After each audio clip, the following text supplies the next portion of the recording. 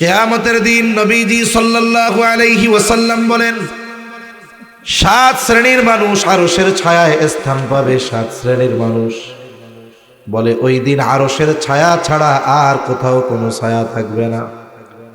এই 7 শ্রেণীর মধ্যে এক শ্রেণীর মানুষ হলো নবীজি সাল্লাল্লাহু আলাইহি ওয়াসাল্লাম বলেন, রাজুলুন কলবুহু মুআল্লাকুন ফিল মাসাজিদ। বলে ওই ব্যক্তি আরশের ছায়ায় স্থান পাবে যার অন্তর মসজিদের সাথে সম্পৃক্ত ছিল। তাহলে আজান যখন হবে, আল্লাহর আহ্বান যখন শুনবো, প্রকৃত মুমিনের অন্তর প্রকম্পিত হয়ে উঠবে। বলে নামাজ যখন পড়বে তখন অন্তরের প্রশান্তি আসবে।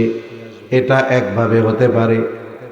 আর একটা হতে পারে আপনি আমি গুনার সাথে লিপ্ত। বলে যখন কোনো মানুষ পরিপূর্ণ পাপের সাথে জড়িয়ে যায়, শয়তান তখন তার বিবেকের দরজা ক্লোজ করে দেয়। অনেক সময় অনেক জায়গায় লেখা দেখি, বাসের পেছনে লেখা দেখি, এই পৃথিবীর শ্রেষ্ঠ আদালত হলো মানুষের বিবেক। এটা শুনতে ভালো লাগে, কিন্তু এটা বাস্তব নয়। মানুষের বিবেক যদি সবসময় ঠিক থাকতো, তাহলে সমাজে চুরি হতো না, ডাকাতি হতো না, দুর্নীতি হতো না, জিনা ব্যভিচার হতো না, অন্যের হক মানুষ নষ্ট করতো না। ঠিক কিনা বলেন? তার মানে বিবেক কিছু কিছু সময় অকেজো হয়ে যায়। অকেজো কে করে? বলে শয়তান করে। চোর যখন চুরি করে তার বিবেক তখন অকেজো হয়ে যায়। দর্শক যখন দর্শন করে তার বিবেক অকেজো হয়ে যায়। ডাকাত যখন ডাকাতি করে তার বিবেক অকেজো হয়ে যায়। তার মানে বোঝা গেল মানুষের বিবেক শ্রেষ্ঠ আদালত নয়। এজন্য মানুষ যখন পাপ করে অনেক সময় হিতহিত জ্ঞান শূন্য হয়ে যায়, বাস্তবতা উপলব্ধি করতে পারে না। দেখা গেল ওই পাপেরত ব্যক্তিকে যখন কেউ গিয়ে বলে, ভাই তুমি যে এই কাজটা করতেছো এটা তো গুনার কাজ, আল্লাহ তাআলা মানা করেছে। যখন সে জানতে পারে এই কাজটা পাপের কাজ, গুনার কাজ, আল্লাহ বেজার হয়, দেখা যায় তার অন্তর প্রকম্পিত হয়। সে আল্লাহর কাছে তওবা করে গুনাহটা ছেড়ে দেয়। হয় কি হয় না? এরকম হয়। রাসূল আকরাম সাল্লাল্লাহু আলাইহি ওয়াসাল্লাম আব্দুল্লাহ ইবনে মাসউদ রাদিয়াল্লাহু তাআলা আনহু থেকে বর্ণিত বনি ইসরাইলের এক জালেমের ঘটনা বলেছেন। নবীজি ওই জালেমের ব্যাপারে বলেন, ওই ব্যক্তি এমন কোন পাপ নাই যেটা করে নাই। কি করছে ওইটা না, বলে কোন পাপ করে নাই এমন কোন পাপ নাই। এই ব্যক্তির নাম ছিল কিফিল। এই কিফিলের পাপ সমূহের মধ্যে একটা পাপ ছিল, বলে কিফিল মানুষকে সুদের উপরে টাকা আধার দিত। সুদের উপরে মানে মানুষকে 10,000 টাকা দিত, বলতো মাসে মাসে আমার 1,000 টাকা সুদ দেওয়া লাগবে। এই ধরনের সুদখোর আপনাদের সমাজে আছে নাকি? জোরে বলেন, আছে নাকি? আমরা তো মনে করি শুধু মনে হয় ব্যাংকগুলাতেই সুদ। না না, সমাজের মধ্যে এমনও সুদখোর আছে যে 10টা ব্যাংককেও হার মানায় দিবে। ঠিক কিনা বলে? এজন্য এই সুদ নামক পাপ থেকে আমাদের বাঁচতে হবে। মনে রাখবেন, সুদ হলো এমন এক পাপ যেটা কখনো বৈধ হওয়ার সুযোগ নাই, জায়েজ হওয়ার কোনো সুযোগ নাই। এবং এই সুদখোর যারা, এদের ব্যাপারে ইসলাম কঠিন হুঁশিয়ারি দিয়েছে। যেহেতু আমি সুদের উপরে আলোচনা করতেছি না, ওইদিকে যাব না। মনে রাখতে হবে, সুদের সাথে আমরা জড়াবো না, কোনো সংশয়ের মধ্যে আমরা যাব না। আল্লাহ তৌফিক দান করেন, বলি আমিন। জালেম কিফিল মানুষকে সুদের উপরে টাকা দিত। একদিন একজন বিধবা সুন্দরী নারী অভাবের তাড়নায় চলে এসেছে জালেম কিফিলের কাছে। এসে বলে, কিফিল আমারে কিছু টাকা ধার দাও। দেখবেন যারা সুদের কারবারি করে, কোনো মানুষ যদি বিপদে পড়ে তাদের কাছে কিছু টাকা ধার চাই, দিবে না। আপনি গিয়া বলবেন, চাচা 1,000 টাকা দেন, বিকালে দিয়ে দিব। ও এমন ভাব ধরবে, আপনার মন চাইবে পকেটে কিছু থাকলে ওরে দিয়ে আসি। আর একজন ওই পাশ দিয়া পাঠাবেন যে এই দেখুন সুদের উপরে কিছু কিছু টিয়া লইয়াই। আপনাদের ভাষাতে এরকম বলবে না? এবার যাই কেবল আমারে কিছু টাকা তুমি সুদের উপরে দাও, মাসে মাসে লাভ দিব, দেখবেন লুঙ্গির কোমর থেকে গোছা থেকে কুইলা টাকার বান্ডিল দিয়া বলবে কত লাগবো তত নে, ঠিক কিনা বলেন? এজন্য যারা সুদী কারবারির সাথে জড়ায় আখেরাতের শাস্তি তো আছে। আল্লাহ তাআলা দুনিয়ায় তার চারিত্রিকগত কিছু পরিবর্তন দেয়। একটা কি বলে? তার হৃদয় কঠোর হয়ে যায়, রুক্ষ হয়ে যায়, জবানের ভাষা খারাপ হয়ে যায়, চেহারার নূর চলে যায়। অনেক মানুষ আছে দেখতে কিন্তু কালো, কিন্তু লোকটা ভালো, দিনদার, নামাজি, কালো হলেও চেহারার মধ্যে একটা উজ্জ্বলতা আছে। কিছু মানুষ দেখবেন পাপী, তার চামড়া সুন্দর, কিন্তু একটু নজর দিয়া দেখবেন ওই চেহারার মধ্যে কেমন যেন রুক্ষতা আর কর্কশতা, ঠিক কিনা বলেন? জালেম কিফিল বলে, মহিলা আমি কাউরে এমনে টাকা দেই না, আমি সুদের উপরে টাকা দেই। আমার কাছ থেকে যদি টাকা নিতে হয় টাকার বিনিময়ে লাভ দিতে হবে। মহিলা এবার বলে, কিফিল আমি দরিদ্র মানুষ, টাকার প্রয়োজন, আমি যদি সুদের লাভ দিতে পারতাম তাইলে কি তোমার কাছে টাকা চাইতে আসতাম নাকি? কিফিল বলে, সুদের লাভ যদি না দিতে পারো তাইলে টাকা নেওয়ার দরকার নেই। মহিলার টাকাটা খুব প্রয়োজন ছিল। যেহেতু জালেম কিফিল এমন কোনো পাপ নাই সে যেটা করে না। সুদের কারবারি শুধু নয়, এই জালেম কিফিলের ব্যভিচার করারও বদভ্যাস ছিল। এইবার মহিলার চেহারার দিকে তাকায়া কিফিল বলে, শোনো, তুমি যদি সুদের লাভ না দিতে পারো, লাভের বিনিময়ে আমার সাথে জিনায় লিপ্ত হবা। হাদিসের মধ্যে আসছে, কাদাল ফাকিরু আইয়াকুনা কুফরা, দরিদ্রতা মানুষকে কুফুরি পর্যন্ত পৌঁছায়া দেয়। একটা মানুষ অভাবের তাড়নায় অনেক সময় কুফুরিও করে ফেলতে পারে। এখন এই মহিলার সম্পদের এতটা প্রয়োজন, টাকার এতটা প্রয়োজন, মহিলা টাকার প্রয়োজনের কাছে হার মেনে জালেম কিফিলের শর্তে রাজি হয়ে গেল। নির্ধারিত দিনে জালেম কিফিল ওর মহিলার বাড়িতে হাজির। হাদিসের মধ্যে এসেছে, জালেম কিফিল সে তার জেনা করার জন্য পরিপূর্ণ প্রস্তুত, একেবারে সে জেনার জন্য প্রস্তুত, কিন্তু মহিলা থরথর করে কাঁপে আর কান্না করে। একজন গেছে ফুর্তি করার জন্য, আনন্দ করার জন্য, আর একজন কান্না করতেছে। এবার কিফিল মহিলাকে বলে, মহিলা তুমি কাঁপো কেন, কান্না করো কেন? আমি কি তোমাকে জোর জবরদস্তি করেছি নাকি?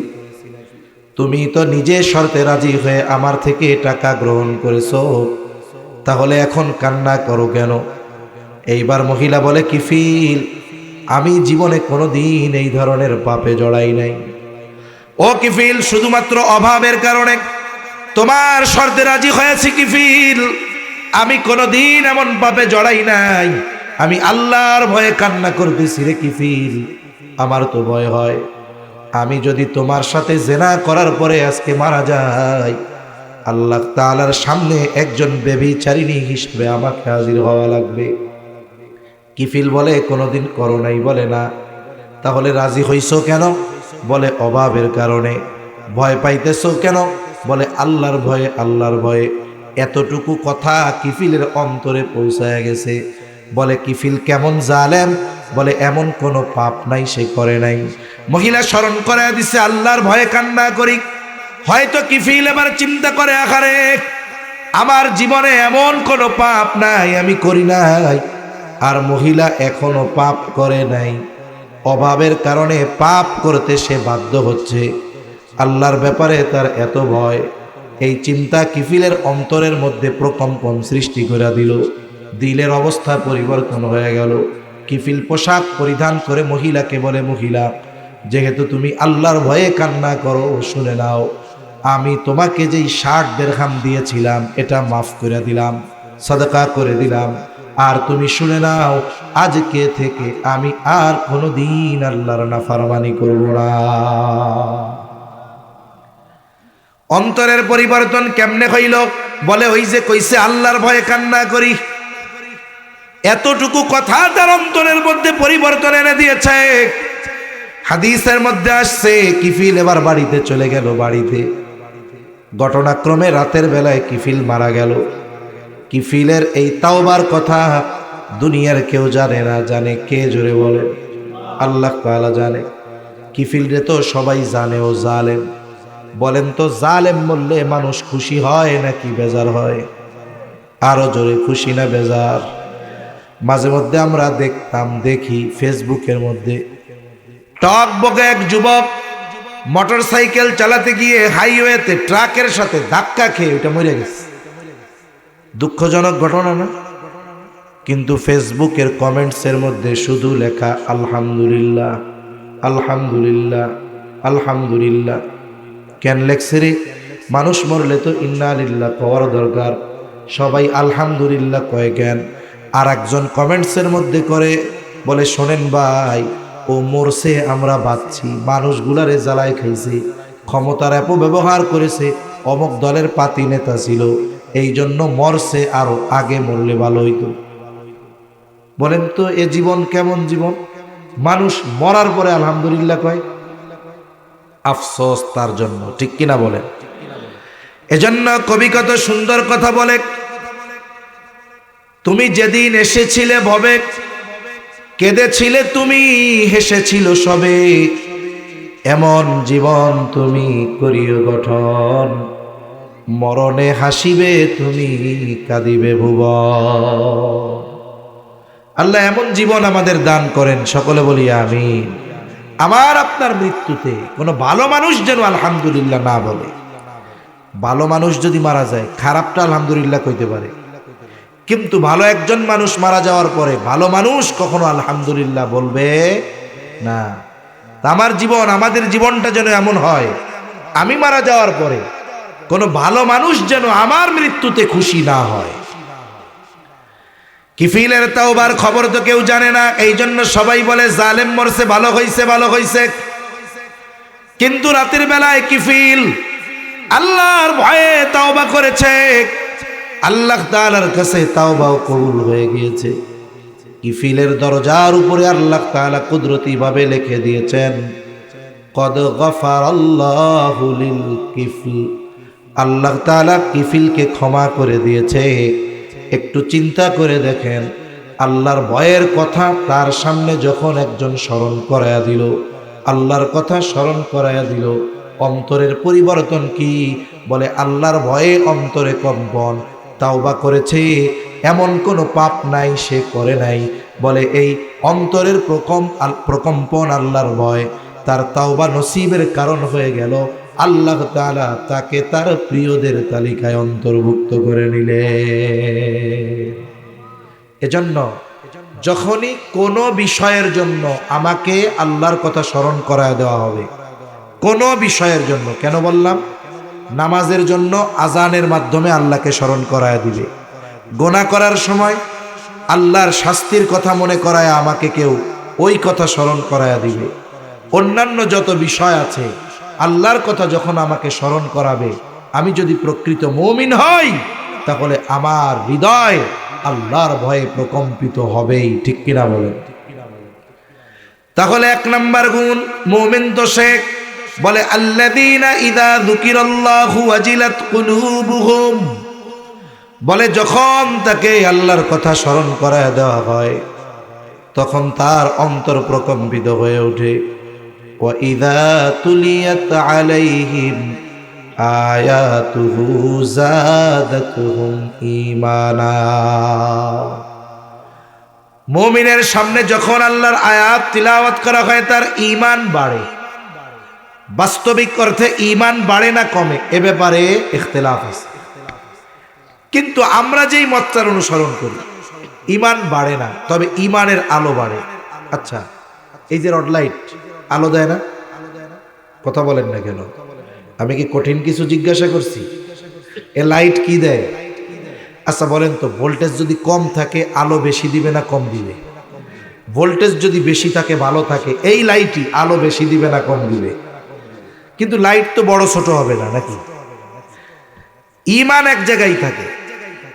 বলে ঈমানের আলো বাড়ে, গোনা করলে আলো কমে, নূর বাড়ে নূর কমে। কথা বোঝাতে পেরেছি আশা করি। এখন ঈমান বাড়ে বলতে ঈমানের শক্তি বা ঈমানের আলো বাড়ে। আমি একটা উদাহরণ আগেই দিতে গিয়েছিলাম, যে দেখুন ওই যে কেরাত মাহফিল হয়, ওই কেরাত মাহফিলের মধ্যে বেনামাজিও যায়, মূর্খও যায়, কোরআন পড়তে পারে না, বোঝে না, সেও যায়। এইবার যখন কেরাত মাহফিলে গেল, কারি সাহেব তিলাওয়াত করে, অনেক সময় কেরাত শুনে আসে, আবার আলেমদের কাছে অভিযোগ করে। কি অভিযোগ? আইসা কয়, হুজুর আজকে গেছিলাম কক্সবাজার কেরাত সম্মেলনে, তো হুজুর কোরআন শরীফ যা পড়ে ওনরা, কিন্তু একটা হুজুরেরও মুখে দাড়ি নেই। মানে আন্তর্জাতিক কিছু কারি আছে না, একেবারে সফান সফা, একবারে পুরা ফ্রেপ, একটুও মুখের মধ্যে দাড়ি উঠতেই দেয় না। আমার মনে হয় কিছু কারি সাহেব আছে, ও সকাল দুপুর 3 বেলা ভাত না খাইলেও 2 বেলার কমেও শেভ করে না। এইবার আইসা কয় যে হুজুর তিলাওয়াত যা করছে কলিজা ছিড়া নিয়ে গেছে, কেমন জানি মুখে দাড়ি নেই। এর দ্বারা একটা বিষয় ভালোই লাগে যে আমাদের দেশের সাধারণ মানুষ, একজন আলেম, একজন কারি সাহেব, একজন মুয়াজ্জিন, একজন ইমাম, একজন মাদ্রাসার শিক্ষক, একজন ওয়াইজ, তার দাড়ি থাকবে না, মসজিদের ইমাম দাড়ি থাকবে না, এটা হতে পারে না। এটা মেনে নেয় না আমাদের দেশের লোক। আমরা বহির্বিশ্বের সফরে অল্প স্বল্প কিছু জায়গায় যাওয়া হয়েছে, অনেক জায়গায় দেখছি যে দাড়ি ছাটানোই, একবারে দাড়ি নাই বললে চলে, ওইসব দেশে কোনো কিছু মাইন্ড করে না। কিন্তু আমাদের দেশে কি হবে, মনে করেন অনেক মানুষ আছে শেভ করে, দাড়ি নাই, কিন্তু 5 ওয়াক্ত নামাজ পড়ে, আছে না নাই? যাদের দাড়ি নাই আল্লাহ রাখার তৌফিক দান করেন, বলি আমিন। অনেক দাড়িবিহীন মানুষ আছে, তাকওয়ার দিক দিয়ে আমার আপনার চাইতে অনেক উপরে। আল্লাহ এই সমস্ত ভাইদের নবীর এই সুন্নাত দাড়ি রাখার তৌফিক দান করেন, বলি আমিন। এখন ওই দাড়িবিহীন লোকটা সকালবেলায় মসজিদে গেছে ফজরের নামাজ পড়তে। এখন ইমামের জায়নামাজে একজন দাঁড়ানো, ঠিক ওনার মতো, তারও মুখে কি নাই, দাড়ি নাই। এখন নামাজের সময় উনি দাঁড়ায় আছে জায়নামাজের উপরে, দাড়িবিহীন লোকটা। এখন এই মুসল্লি তারে জিজ্ঞাসা করে, এই মিয়া তুমি ওই জায়গায় কি করো? আমি আজকে ফজরের নামাজের ইমাম। ওনার মুখে দাড়ি নাই ঠিক, কিন্তু যে নিজের ইমাম বলতেছে ওর মুখেও যখন দাড়ি নাই, এবার লাঠি একটা নিয়ে পিটাইয়ে কবে মুখে দাড়ি নাই, তুমি ইমামতি করতে এসো না, ভাগ না। অথচ নিজের মুখেও কিন্তু দাড়ি নেই। তার মানে কি বুঝলেন? যে আমাদের দেশের মানুষ দাড়ি না রাখলেও বাস্তবে দাড়িওয়ালাদের মহব্বত করে, ঠিক কিনা বলেন? সে এটা চায় না যে আমি গুনাহ করতেছি, আমার দাড়ি নাই, নিজের মুখে দাড়ি নাই, ইমাম রাখার সময় 14 বার দেখে যে দাড়ি এক মুষ্টি আছে নাকি, ঠিক কিনা? এটা দাড়ির প্রতি মহব্বত, নবীর সুন্নাতের প্রতি মহব্বতের একটা বহির প্রকাশ।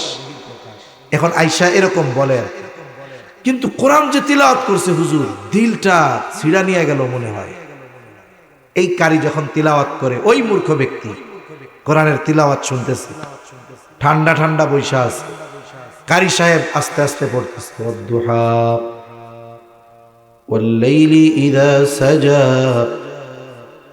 মা ওয়াদ্দা'আকা রাব্বুকা ওয়া মা ক্বালা। এরকম ঠান্ডা ঠান্ডা পড়ে না প্রথম, এরপরে কি করে, শ্বাস একটা নিয়ে এইরকম দেয় কানে আঙ্গুল। এইবার শ্রোতা কি বুঝে বলেন তো? একটা টান হবে সেই রকম, ঠিক কিনা বলেন? এবার যখন কারি সাহেব লম্বা এক টান দেয়, উনার তিলাওয়াত যত এক শ্বাসে দীর্ঘ হয়, উপস্থিত যত শ্রোতা আছে সবার অন্তরের মধ্যে ঢেউ শুরু হয়ে যায়।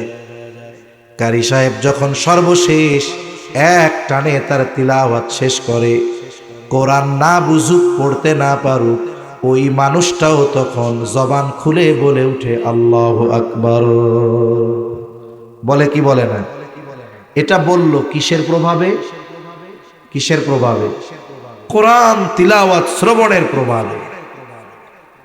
এজন্য বাস্তবিক অর্থ হলো এইটা, প্রকৃত মুমিন যখন কোরআনের তিলাওয়াত শুনে অথবা কোরআনের আলোচনা শুনে, তার ঈমানের পাওয়ার বাড়ে, ঈমানের আলো বেড়ে যায়।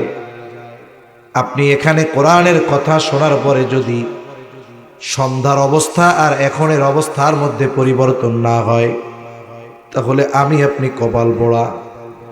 আমি আপনি নামাজ পড়তাম না কথার কথা, কিন্তু এখান থেকে কোরআনের কথা শুনে যাবার পর যদি নামাজ পড়ার ইচ্ছা আমার মধ্যে জাগ্রত না হয়, আমি আপনি অনেক গুনাহ করতাম, কিন্তু কথা শ্রবণ করার পর গুনাহ ছাড়ার ইচ্ছা যদি আমার মধ্যে না হয়, তাহলে বুঝতে হবে আমার আপনার অন্তরে পচন ধরে গিয়েছে। আর প্রকৃত মুমিন সে কোরআনের তিলাওয়াত শুনুক আর কোরআনের কথা শুনুক, এর দ্বারা তার অন্তরের মধ্যে প্রভাব বিস্তার হয়, তার ঈমানি পাওয়ার বাড়ে। ঠিক কিনা বলেন? যখন আমরা জিহাদের বয়ান করি, সাহাবা একরাম জিহাদের ময়দানে নিজেদের জীবনকে কেমন ভাবে উৎসর্গ করে দিয়েছেন, এই কথা যখন শুনি আমাদের হৃদয়ে কি মনে হয়? ওই পরিস্থিতি যদি আমারও সামনে আসে, আমি আমার জীবনকে আল্লাহর দ্বীনের জন্য উৎসর্গ করে দিব। ঠিক কিনা বলেন? এটা অন্তরে আসলো কেন? বলে ঈমানের আলো বাড়ছে, পাওয়ার বাড়ছে, এই জন্য। তাহলে আল্লাহ তাআলা বলেন, وَإِذَا تُلِيَتْ عَلَيْهِمْ آيَاتُهُ زَادَتْهُمْ ঈমানা। তাদের সামনে যখন আল্লাহর আয়াত সমূহ তিলাওয়াত করা হয়, তাদের ঈমান বৃদ্ধি পায়। 3 নাম্বার গুণ আল্লাহ তাআলা বলেন, وَعَلَى رَبِّهِمْ يَتَوَكَّلُونَ। প্রকৃত মুমিন সর্ব অবস্থায় ভরসা করে কার উপরে? সাহাবা ইকরামের যে তাওয়াক্কুল, নবী রাসূলদেরটা তো সুপার স্পেশাল। ওই পর্যায়ের তাওয়াক্কুল অর্জন করা আমাদের জন্য অসম্ভব। সাহাবা ইকরামের সমপরিমাণ তাওয়াক্কুল অর্জন করা অসম্ভব। এরপরেও তাদের তাওয়াক্কুলের অবস্থাটা বলতেছি। তাওয়াক্কুল মানে সব কিছুর ব্যাপারে ভরসা করা কার উপরে। আবার মনে রাখবেন, আল্লাহ রাসূল সাল্লাল্লাহু আলাইহি ওয়াসাল্লাম তাওয়াক্কুলের উসুল বলে দিয়েছেন। আপনি যদি এই কথা চিন্তা করেন যে আগুন ধরছে ওইখানে, আমি আগুনের মধ্যে যাই, আল্লাহ ভরসা। আপনি আগুনের মধ্যে ঝাঁপ দিয়া যদি কোন আল্লাহ ভরসা, কাজ হবে? কারণ আল্লাহ তাআলা দুনিয়ার নিজাম দিয়েছে, আগুনের মধ্যে গেলে আমাকে আগুন উড়িয়ে দিবে। এজন্য নবী বলেন, তোমরা তোমাদের উট গাছের সাথে বাঁধবা, সাথে সাথে আল্লাহর উপরে ভরসা করবা।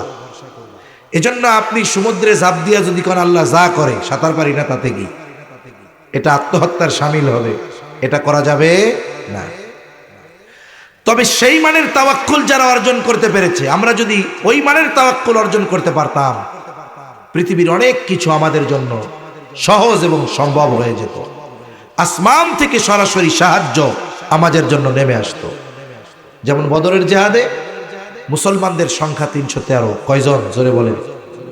কাফেরদের 1000। কত বলেন? 1000 সশস্ত্র কাফের, আর মুসলমানদের নিরস্ত্র 313 জন। বলে যদিও সংখ্যায় কম, অস্ত্রে কম, জনবল কম, কিন্তু এই 313 জনের এমন ঈমান, এমন তাওয়াক্কুল, ওই পর্যায়ের তাওয়াক্কুল। এই জন্য এই 313 জন নিরস্ত্র মানুষ, আল্লাহর উপরে তাদের কনফিডেন্স, ভরসা এত বেশি ছিল যে আল্লাহর জন্য যখন 1000 সশস্ত্র কাফেরের বিরুদ্ধে লড়াই করেছে, আল্লাহ সুবহানাহু ওয়া তাআলা 1000 সশস্ত্র সৈন্যের বিরুদ্ধে 313 জন গড়ে নিরস্ত্র মানুষকে বিজয় দান করেছে। কে? আল্লাহ বিজয় দান করেছে। তাহলে মুমিন সর্ব অবস্থায় ভরসা করে কার উপরে? জোরে বলেন। আল্লাহর উপরে ভরসা করবে। এরপরে আল্লাহ রাব্বুল আলামিন বলেন, আল্লাযীনা ইউকিমুনাস সালাতা ওয়া মিম্মা রাযাকনাহুম ইউনফিকুন। এখন অনেক মুমিন আছে, আল্লাহকে বিশ্বাস করে, নবীকে বিশ্বাস করে, কিন্তু নামাজ পড়ে না। এই বেনামাজি মুমিন আছে না নাই? আরো জোরে আছে না নাই? আমরা সবাই তো খাঁটি মুমিন হতে চাই। খাঁটি মুমিন হতে চাই কি চাই না? আরে শুনেন, খাঁটি মুমিন যদি হওয়া যায়, শুধু কি আখেরাতে লাভ, দুনিয়ায় লাভ আছে না নাই? একটু পরেই বলি, যদি খাঁটি মুমিন হই লাভ। আসলে আমাদের চিন্তাধারার মধ্যে পছন্দ ধরছে। আমরা মনে করি যে নামাজ, রোজা, ইসলাম মেনে চলা, এর দ্বারা মনে হয় শুধু আখেরাতে ফায়দা পাওয়া যাবে।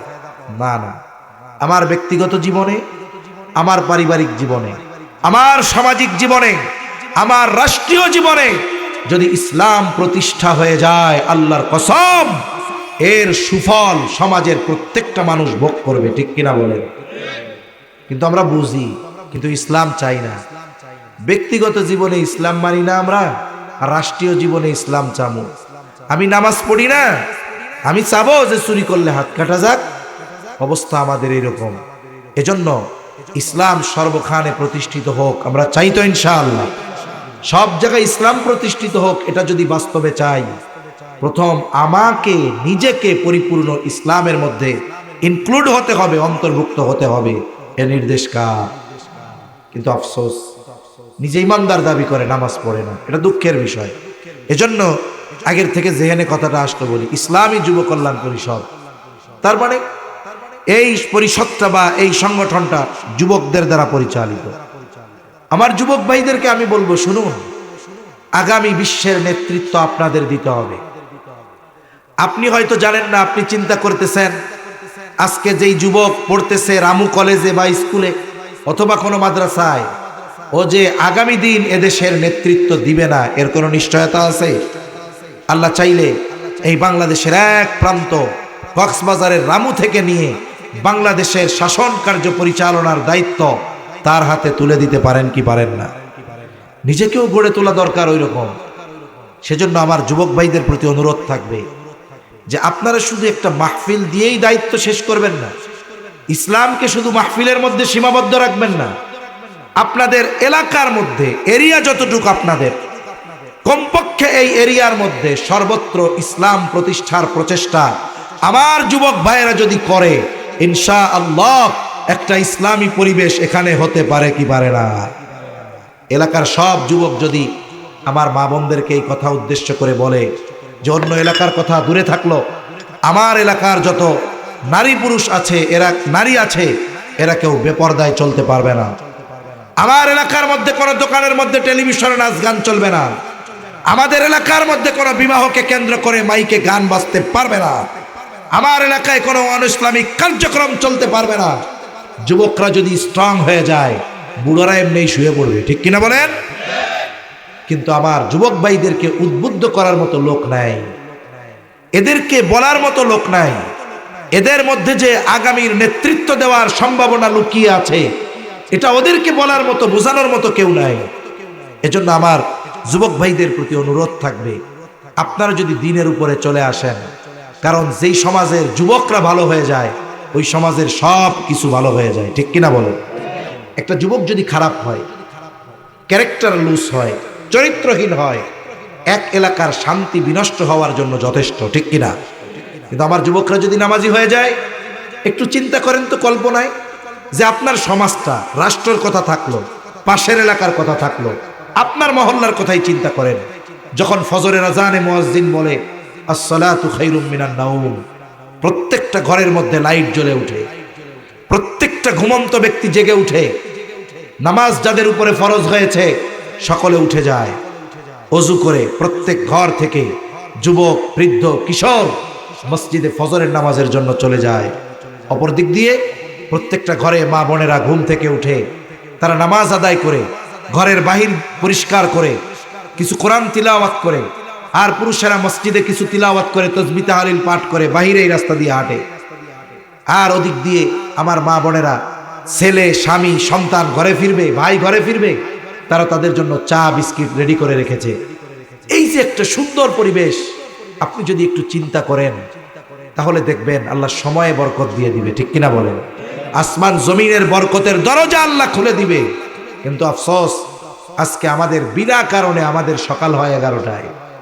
মসজিদগুলা এমনও হয় এক মহল্লায় 100 ফ্যামিলির উপরে আছে, কিন্তু ফজরের নামাজে ইমাম আর মুয়াজ্জিন পেছনে দাঁড়াইতে পারে না। মানে মুসল্লি হইছে কে? বলে ইমাম আর মুয়াজ্জিন, আর কেউ নেই, পাশাপাশি দাঁড়ায় নামাজ পড়া লাগে। যেই জাতির ফজরের নামাজে মুসল্লির অবস্থা ওই রকম, ওই জাতি গোটা পৃথিবীব্যাপী নির্যাতিত হবে না, এটা কিভাবে হতে পারে? এটাই আমাদের তাকদীরে ছিল। এজন্য আমাদের উচিত এই ধরনের সমাজ ব্যবস্থা প্রতিষ্ঠার চেষ্টা করা, ঠিক কিনা বলেন? মনে রাখবেন, আপনাকে আমাকে আল্লাহ তাআলা এই কথা বলবে না যে তুমি কেন গোটা বাংলাদেশে ইসলাম প্রতিষ্ঠা করতে পারো নাই, কিন্তু আপনি আপনার এই সমাজের অধিপতি। এই সমাজে যদি আপনি দ্বীন প্রতিষ্ঠার প্রচেষ্টা না করেন, এর জবাবদিহিতা আল্লাহর কাছে আছে না নাই? আছে। এজন্য আমার যুবক ভাইদেরকে অনুরোধ করব, মাহফিলের সাথে সাথে এই বিষয়গুলো একটু চেষ্টা করেন, এই কয়েকটা করেন। প্রত্যেকটা ঘরে মা বোনদের বলেন, ছোট্ট একটা চিরিকুট লিখে দেন যে আপনাদের পূর্ব রাজারকুল দক্ষিণ পাড়া যুবক বা যুব সম্প্রদায়ের পক্ষ থেকে আমার মা বোনদের প্রতি আরজ যে দেখুন আমরা মুসলিম, একদিন আমাদের চলে যেতেই হবে। আপনাদের কাছে অনুরোধ, আমার কোনো মা বোন বেপরদায় বের হবেন না। একটু আবেগ দরদ নিয়ে ঘরে ঘরে চিঠিটা পৌঁছায়া দেন। এরপরে প্রত্যেক জায়গায় বলেন যে বিবাহকে কেন্দ্র করে কোনো প্রকার পাপাচার অনাচারে জড়ানো যাবে না। কোথাও যদি হয়, এই 50 জন যুবক মিলা যদি ওই বাড়ির সামনে দাঁড়ায় যে এই বাড়ি বিবাহ উপলক্ষে গান হবে, নাচ গান হবে, আমরা হতে দেব না, কে আছে বাপের বেটা ওদের সামনে দাঁড়াবে? আছে কেউ? তাহলে আমরা শুধু চিন্তায় বসে আছি যে কখন রাষ্ট্রীয়ভাবে ইসলাম প্রতিষ্ঠা হবে। আরে মিয়া, ইসলাম প্রতিষ্ঠা হলে এই মানুষগুলো যে ইসলাম যেন মেনে নেয়, এজন্য তাদের তৈরি করতে হবে না? ফিল্ড তৈরি করা লাগবে না? এজন্য এখন থেকেই আমরা চেষ্টা করব, আল্লাহ তৌফিক দান করুন। এমন যেন হয় যে আজকে মাহফিলের পরে আগামী দিন ফজরে যেন মুসল্লি বাড়ে, সময়ের সাথে সাথে যেন মসজিদে নামাজি বাড়ে। যদি না বাড়ে, আমি বলবো এ মাহফিল গতানুগতিক একটা মাহফিল হবে, সাধারণ কিছু উপকার ছাড়া কষ্ট আর শ্রম বেশি হবে, কিন্তু বাস্তবিক উপকার যেটা সেটা আমরা মাহরুম থাকব, সেটা থেকে আমরা মাহরুম থেকে যাব। এজন্য আমি যুবক ভাইদের অনুরোধ করব, আপনারা চেষ্টা করবেন কমপক্ষে যেন সমাজের প্রত্যেকটা প্রাপ্ত বয়স্কা নামাজি হয়ে যায়। আল্লাহ তৌফিক দান করুন, বলি আমিন। তাহলে প্রকৃত মুমিন হওয়ার জন্য আল্লাহ এরপরে বলেন, আল্লাযীনা ইউকিমুনাস সালাতা ওয়া মিম্মা রাযাকনাহুম ইউনফিকুন। প্রকৃত মুমিন যারা, বলে তারা নামাজ প্রতিষ্ঠা করে, নামাজ কায়েম করে। বলে আপনি রাষ্ট্রের প্রধান নয়, আপনি পরিবারের প্রধান, আপনার পরিবারে নামাজ কায়েম করার দায়িত্ব আপনার। আপনি অভিভাবক, আপনার অধীনস্থ যারা তাদেরকে নামাজি বানানোর দায়িত্ব আপনার। আবার দেখুন, পরিবারের সবাই যদি নামাজি হয়ে যায়, অভিভাবক যদি নামাজি হয়ে যায়, তাহলে তার রিজিকে বরকত দেওয়ার প্রতিশ্রুতি দিয়েছেন কে? জোরে বলেন। আল্লাহ তাআলা বলেন, ওয়া'মুর আহলাকা বিস-সালাতি ওয়াসতাবির আলাইহা লা নাসআলুকা রিজকা নাহনু নারযুকুকা ওয়াল আকিবাতু লিত-তাকওয়া। আল্লাহ তাআলা বলেন, তোমার অধীনস্থদেরকে নামাজের আদেশ দাও, ওয়াসতাবির আলাইহা, তুমিও তার উপরে অটল থাকো। তার মানে তুমিও নামাজি হয়ে যাও। তার মানে আমি নামাজি, ঘরের মানুষ নামাজি, কি হবে? আল্লাহ তাআলা বলেন, বান্দারে, লা নাসআলুকা রিজকা, আমি আল্লাহ তোমার কাছে রিজিক চাই না, বরং তুমি নামাজি, ঘরের মানুষ নামাজি, কি হবে? নাহনু নারযুকুকা, তোমরা নামাজি হয়ে যাওয়ার কারণে আমি আল্লাহ তোমাদের রিজিক দিয়ে দিব। তার মানে আল্লাহ তাআলা বরকতময় রিজিক দিবেন। পরিমাণ বেশি হলেই এর মধ্যে বরকত থাকে না, বরং পরিমাণ কম হলেও এর মধ্যে বরকত দিতে পারেন কে? আচ্ছা, আপনাদের এলাকার মসজিদের ইমাম সাহেবদের বেতন কেমন? 50,000? হ্যাঁ, 6,000 টিয়া। এটা কেমনে কইলেন? এটা তো বলার ক্ষেত্রেও লজ্জা থাকার দরকার ছিল। একজন ইমাম, আপনার আমার জীবনের সবচাইতে বড় গুরুত্বপূর্ণ ইবাদত আমি যার উপরে চাপায়া দিয়েছি, তার বেতন দৈনিক 200 টাকা। বলেন তো, এই সমাজে 200 টাকা দিয়ে আধা বেলার জন্য জমিনে কামলা নিবেন আছে? কত লাগে? 500 কমে নাই, ও জমিনেই হাত দিবে না। একটু চিন্তা করেন তো, আমাদের ইমামদের বেতন দেওয়া হয় 6,000, 8,000, 10,000ই ধরলাম। হয়তো কি দেন? 3 বেলা খাবার পাঠান, এই তো। কিন্তু এই 10,000 টাকায় একটা ফ্যামিলি 4 জন সদস্য যদি হয়, চালানো অসম্ভব, ঠিক কিনা? এরপরেও আপনার আমার মসজিদের ইমাম 8, 10,000, 12,000 টাকা বেতন দিয়ে তার 6 সদস্যের ফ্যামিলি চালাচ্ছে। কেমনে চলে? আসলে আল্লাহ তাআলা এনাদের আয়ে বরকত দিয়েছে।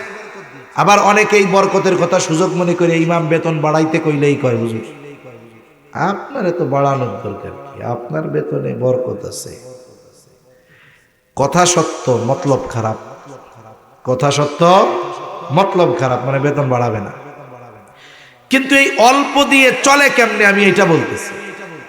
এই পৃথিবীতে আপনি কোনো ইমাম পাবেন না যে প্রকৃতপক্ষে দিনদার ইমাম, যে ওই ইমামের ঘরে তার ওয়াইফ বেনামাজি। পাওয়া যাবে? পাওয়া যাবে? পাওয়া যাবে না। এ সমাজে অনেক হাজি নামাজি মসজিদের সভাপতি, একটা দুইটা নয়, হাজার হাজার পাওয়া যাবে।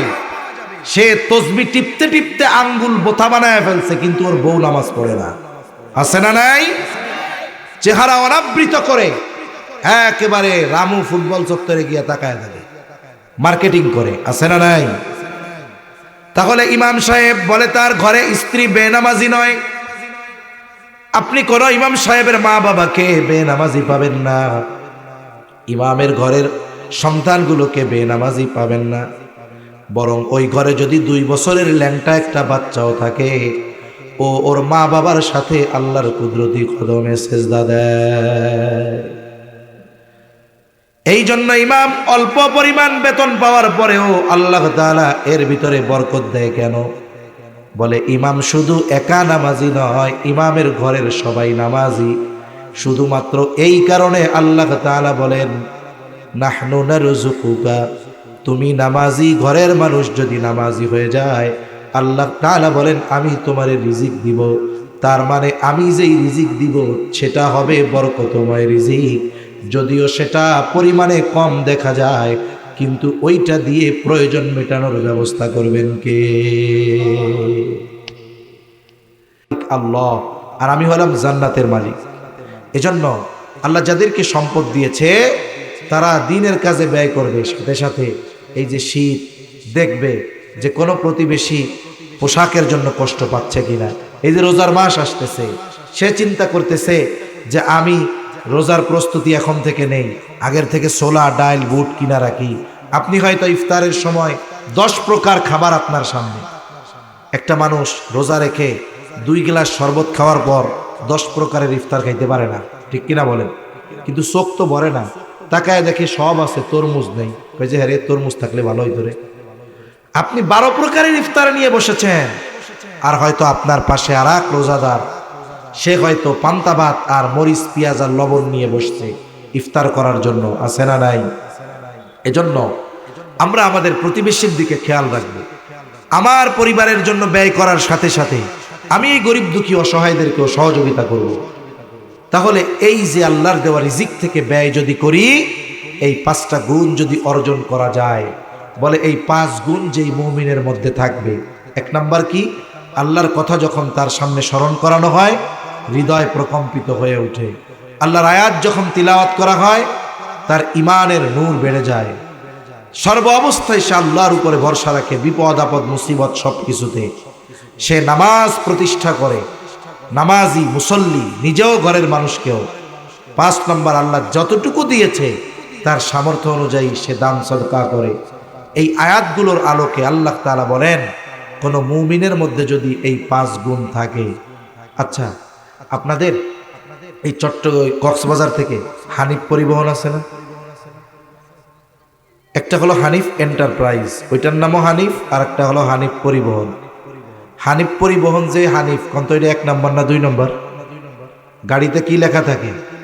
হানিফ লেখা থাকে, কিন্তু ওইটা চিটাগাংয়ের ওই পারে যাবে না।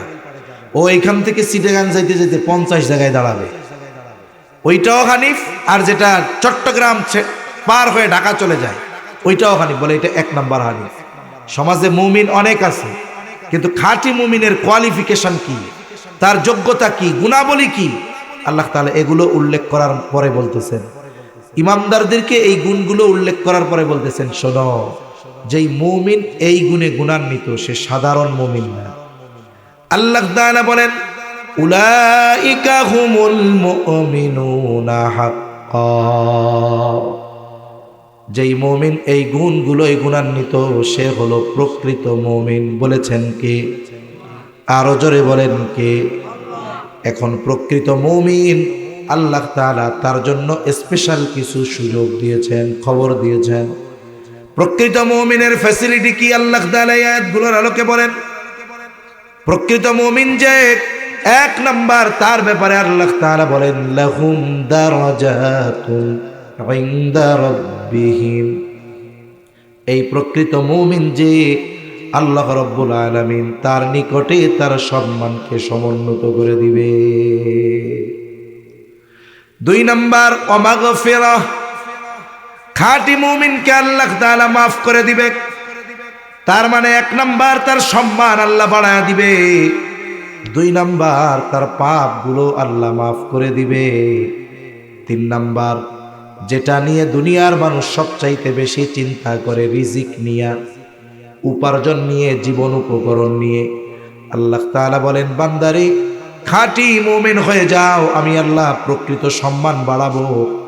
আমি আল্লাহ তোমার গুনাহগুলো মাফ করে দেওয়ার সাথে সাথে আমি আল্লাহ তোমাকে ওয়ারিজকুম কারীম, সম্মানজনক রিজিক আল্লাহ তাআলা দান করবে।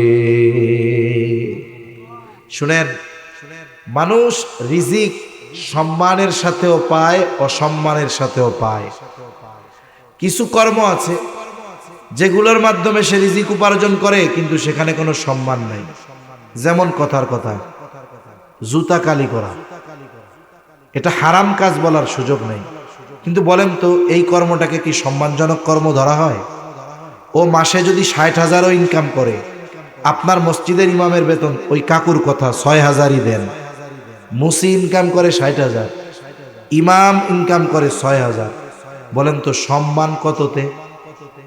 6,000-এ সম্মান, 60,000-এ সম্মান নাই, বেশি হইতে পারে। এজন্য আল্লাহ তাআলা বলেন রিজিক তো দিবই, সম্মানের সাথে রিজিক দিব, অসম্মানের সাথে নয়, বেইজ্জতির সাথে নয়।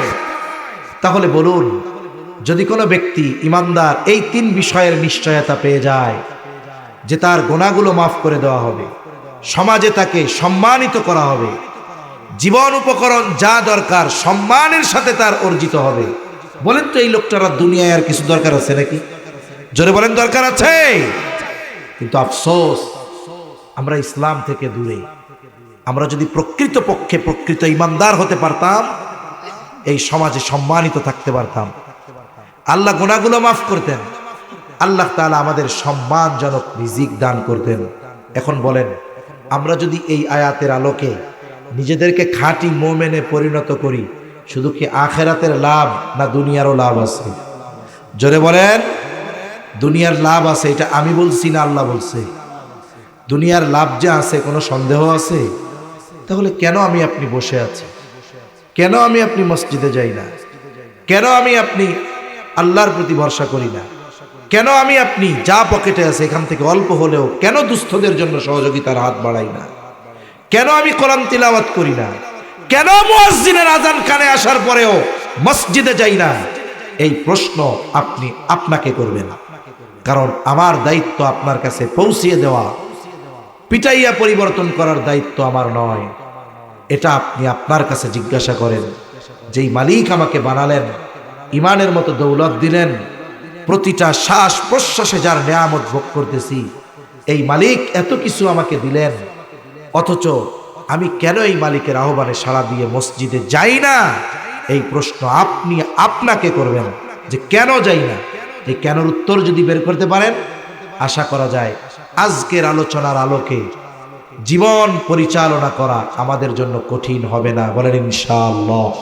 আল্লাহ সুবহানাহু ওয়া তাআলা আমাদের সবাইকে প্রকৃত মুমিন হওয়ার তৌফিক দান করেন, বলি আমিন। ওয়া আখিরু দাওয়ানা আনিল হামদুলিল্লাহি রাব্বিল আলামিন। আসসালামু আলাইকুম ওয়া রাহমাতুল্লাহি ওয়া বারাকাতুহু।